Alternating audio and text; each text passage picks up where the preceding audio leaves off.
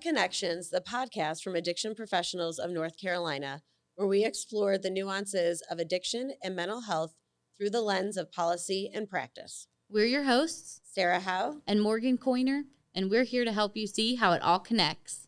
Today, we're coming to you live from the APNC Spring Conference, where we can bring you different guests to talk about several different critical topics in our field. We're really excited to be able to bring somebody today that is, I'm going to say it, a Time Person of the Year. We're super excited about this. Morgan, why don't you introduce our guest? I would love to. Today on the podcast, we have Dr. Nabarun Dasgupta. He is a street drug scientist and activist at the University of North Carolina with 2 decades of experience in overdose prevention, and he's the co-founder of Remedy Alliance for the People. Welcome, Dr. Dasgupta. Thanks for having me. Honored to be here. Of course. Well, we're just thankful you could join us for a little chat. So I want to jump right into some of the work that you're doing. You work in the UNC Street Drug Lab, and I'm interested, what is it? Why was it started? And what are we learning from that lab in real time? Sure. So right now we don't find out what's in street drugs until it's too late, when people are either dead or they're arrested. And so if we really care about prevention, if we really care about redemption, then we want to be able to understand what's in the street drug supply before people get harmed from those substances. And when we were, as we watched the problems with opioids in the United States switch from prescription opioids to illicitly manufactured opioids, it was clear to us that the traditional systems we had looking at prescriptions and other ways to count how much opioids there are were not going to be sufficient. So about 4 years ago, we started planning and thinking about really like how we would be able to monitor the street drug supply so we can have a better understanding of what's in street drugs while the supply changes during, in the post-COVID period.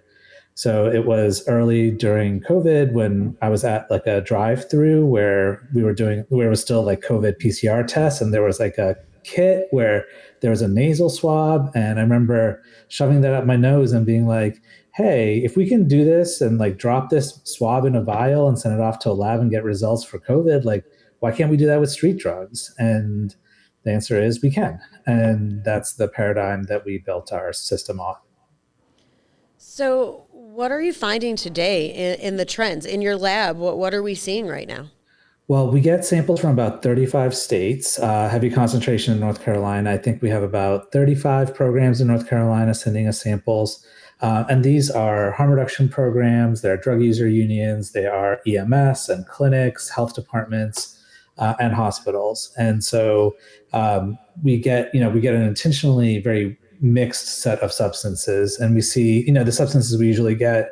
I think we've tested about over 5,000 samples already, and so a lot of fentanyl, a lot of methamphetamine, and psychedelics, benzos, cocaine, and crack samples. It's kind of the full mix of what's out there.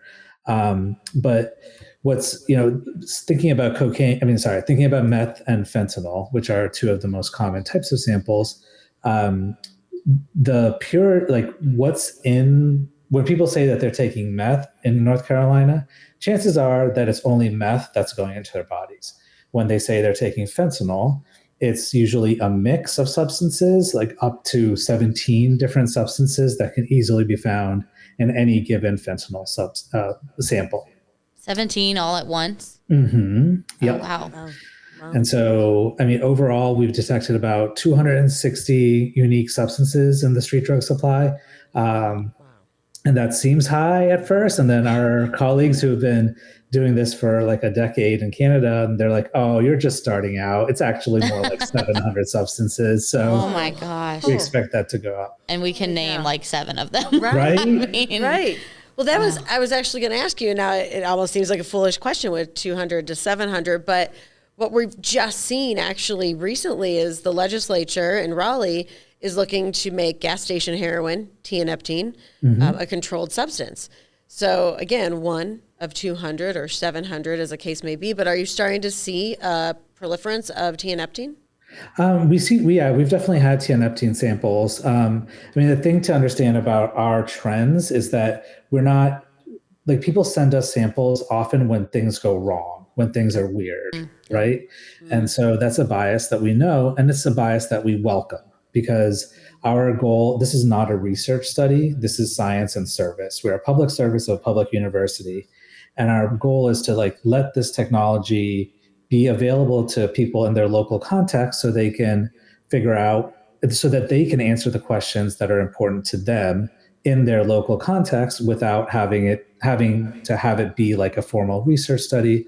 Oftentimes programs will use the kits and won't even tell us like the results of studies. So one example is there was a group in Nevada who there was a street myth going around that whether you could test fentanyl, whether you could identify fentanyl or xylazine using a black light. And chemically we were like, maybe, I don't know. It didn't make sense, but they sent pictures that were like, vials and powders fluorescing different colors. And we're like, okay. So they sent us the samples and we did it in a masked fashion. So we didn't know which colors or which ones fluoresced. And we gave them the results of what was in each of those samples. And they were able to answer that question for them in that moment, but they didn't tell us the results. So I don't actually know if black lights, right? But that's kind of like part of how we design the system, is to give up some of this control and power that researchers and universities have and let the folks on the ground kind of define the question, answer the question, and we're providing the service. So how do you find partners to provide you the samples? I mean, we have about 160 programs around the country or so. It's largely been word of mouth. We haven't advertised or anything. Within North Carolina. So if our listeners are interested and aren't a partner, is there a way they can connect with you? Yeah, absolutely. Streetsafe.supply is the website. If you're in North Carolina, thanks to the General Assembly, this service is free. Outside of North Carolina, there's a like $20 fee per sample. But so within North Carolina, we're happy to test. And it's been really fascinating to see how different groups in North Carolina have used the results and answered their local questions. So there was a group in Western North Carolina that started noticing that after there were busts of local meth producers, that the meth supply would get more variable and nasty. And they wanted to see if that was actually the case. So they did like some baseline drug sampling, and then there was a big bust in that county, and they sampled afterwards and saw that the number of impurities and the number of toxins in meth went from being like 0 up to constantly in every sample. And so that was something that they could message to their participants and say, like, look, like this is what's happened to the meth supply. These are the kinds of side effects you can be expecting. Like, here's how you can use less or find better ways to do what you need to do. So we had a group very recently. This is an ongoing investigation, like with an EMS in Eastern North Carolina, where there was a spate of fatal overdoses and in one part of the county, kind of very clustered. And they suspect there's something different about those particular samples. So as they were responding to fatal and non-fatal overdose calls, they were collecting the samples, and then we're testing them right now, and they're going to provide those results back to the individuals who are in the community and as well as to the local MAT clinic. And they've done this a few times now. So they have like a catalog of the different stamp bags, like kind of what each packaging for different types of heroin or fentanyl look like and what's the composition. And they've been able to provide that back to the community that they serve. That's so cool. Incredible. I love it. It's just kind of like pure science, without a lot of the strings that come attached when you, like you said, add a lot of the control pieces in. So I love that. I'm curious, as harm reduction has sort of recently entered into this more public moment, I have found, at least anecdotally for myself, the argument because I think it's still very controversial in sort of the mainstream. And the argument for harm reduction that I typically hear is like, well, we're saving lives and they're people. And I think those are super important arguments because they're very true. But I'm curious from sort of the science side, like what evidence do we have, or what evidence, not evidence, data are we finding that kind of supports that these sort of harm reduction practices are actually effective, and should be supported? Mm-hmm. Yeah, I mean, I think you're spot on. Like, harm reduction is common sense. And having done this work in North Carolina for 20 years and having seen the way, we've been talking about harm reduction in like rural, conservative, or just, poor parts of North Carolina for a long time. And all along, it's like, has never really felt that controversial to me on the ground. It seems like there's heated policy discourse, but I think we're blessed in North Carolina to have a lot of pragmatic folks who are in positions of authority in local government, local, health coalitions, and we've had very little pushback. And so I think, filling in the science, there's science, like in general, is like very reductionist, right? Like, we try to isolate the impact of one thing at a time. What we find is like that it's rarely like one harm reduction intervention at a time that has like a huge impact on any given indicator. What we do find is that collectively, when you put the theory and the tools and the practice together and fund it well, then you see the appreciable declines in overdose and infections and all sorts of other health complications, as well as crime. But I mean, part of it has to be drug treatment. And I think that's an essential part of the continuum. And there has to be services for people who want to be abstinent and stay abstinent. So I think oftentimes we define harm reduction just narrowly by the tools like syringe exchange or naloxone distribution and these things. But what's really powerful is the compassion that comes out of it and the collective effort that happens when we stop dehumanizing people for their choices. Yeah, I listened to an interview that you did, and you just were talking with such love for the people who you get to serve, because at the end of the day, like I don't know, I think sometimes we can get so bogged down in research or numbers or data that we forget about the human people. And it seems like you've really been able to keep the humanity at the center of your work, even in the way you set up the street drug lab. Like, it just seems like that's a really crucial part of this work for you, and that you haven't lost that. Yeah, I mean, I'll take it as a compliment, but disagree that it's like something that I've kept in there. It's something I feel like I've had to evolve into. I mean, doing this for 20 years, right? It's like you see these damn numbers go up and up and up. And there's only so much information you can get from watching that graph climb year after year. And we see like interventions, and we see a lot of changes that have happened on the ground for the better, and those numbers still keep going up, and that's frustrating. And I think there's also this like collective grief that's happening where like 42% of adults know someone who's died of an overdose in the United States. Like, that's a lot of missing holes in our families, in our communities. And so I think my realization, I guess, over the last few years has been like, I'm not going to be able to change these big numbers. In my youth, maybe I thought I could, but if I can do something that helps, that empowers people, empowers communities to show some more love and help people kind of get to where they want to be, then I'm going to have to say that's good enough, because it's depressing trying to make the big number go down all the time. But I think you make a good point, though, about the holes in our families and the holes in our communities. And oftentimes, as we know, that policy catches up to what we're seeing on the ground in communities. And so in this field, we have been seeing this for a while. Unfortunately, what has happened, like you said, that collective grief and what our policymakers are starting to see when constituents call, when there's a grieving parent, family member, that really talks about what has happened. And it takes away that disbelief that this can't happen in my community. Mm-hmm. And you're talking about numerous communities across North Carolina that you are getting samples from.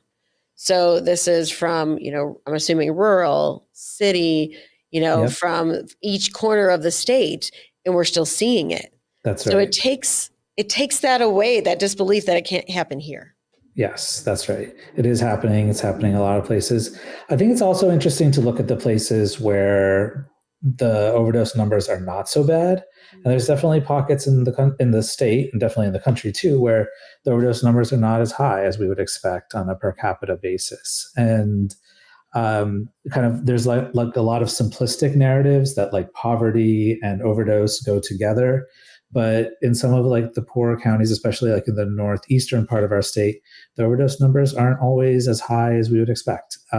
There's other kind of pockets where there might be protective factors happening and other things that are happening societally that we don't pay attention to because we're in this like mode of risk factor epidemiology, right? Where we're always looking for what makes things, explaining why things are the way they are.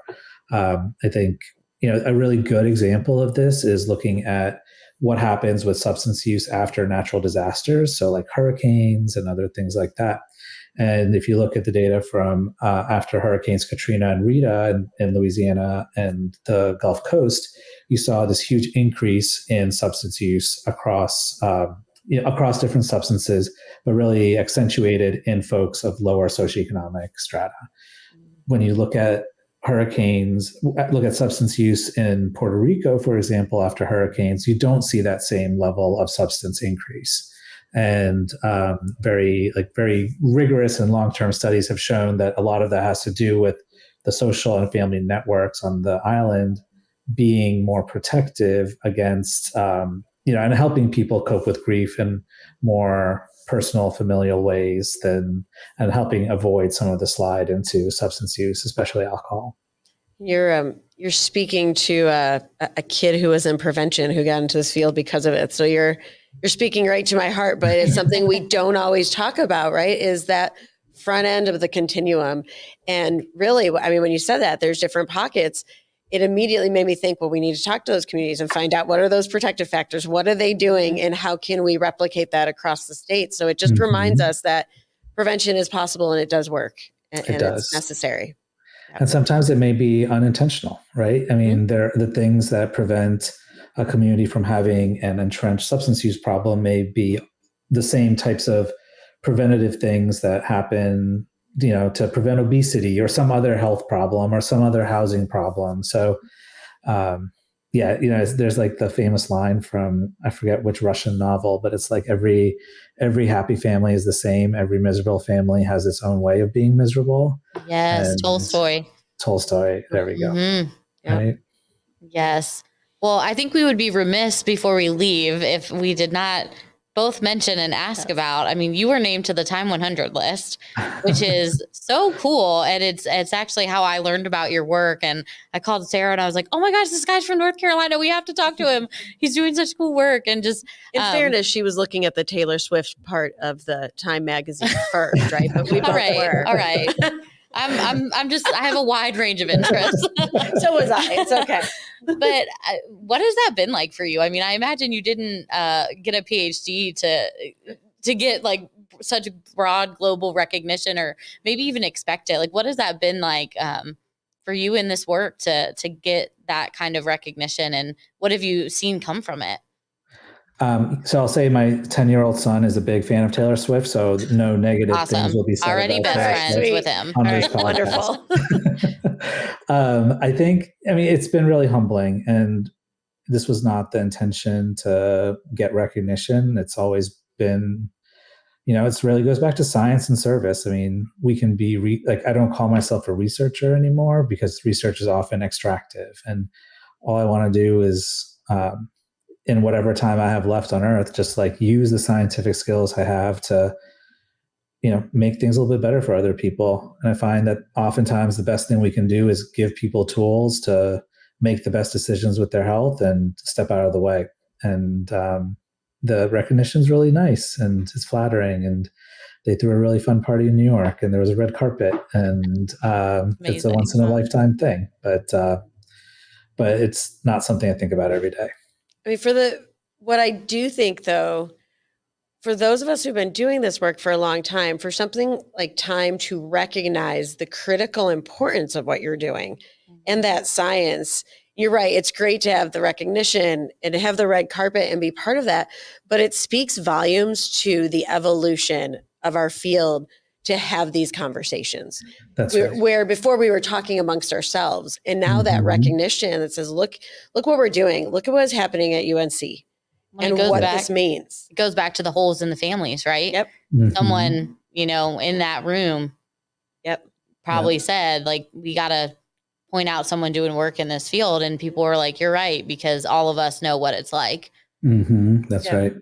And I think it's been the collective effort of so many people in this field who had been doing this work for longer than me, for sure. And, and behind like our lab, behind Remedy Alliance, there's amazing people who make it work, who would have been just as good a poster person as me for that award. But it's like, just it's sad to see that older generation of pioneers in the field slowly pass away, retire, move on to other things. But it kind of reminds me that that this is not a job I can do forever. The accumulated grief is just too much. And so I also appreciate that there's a lot of sudden death that happens even outside of drugs. And so, it's just doing what you can while you're here and hoping that it helps somebody. Well, we're really excited, one, that you have been so generous with your time to talk to us, but to have you in our backyard. Yes. Be able to point to UNC for many things and our wonderful institutions across North Carolina, but to have this, dare I say, groundbreaking in the sense that what you're doing makes perfect sense. And in one sense, you could say that's not groundbreaking, but for our field and I think for communities to want that information, that's really what makes it groundbreaking, is that they want to know about and are starting to have these dialogues with you. You said 35 states, I think you're in, right? Yep. And it's not just here, it's a movement that is growing. Yep. So we're incredibly appreciative of what you're doing on behalf of these families that don't have a voice. And that makes a difference. Yep. North Carolina is a great place to do this work. Like I said, like the pragmatic feel of folks on the ground here is different from the other states we work in. And it's just been, follow the common sense and help people. That's great. Well, thank you so much again for your time and for the work that you do.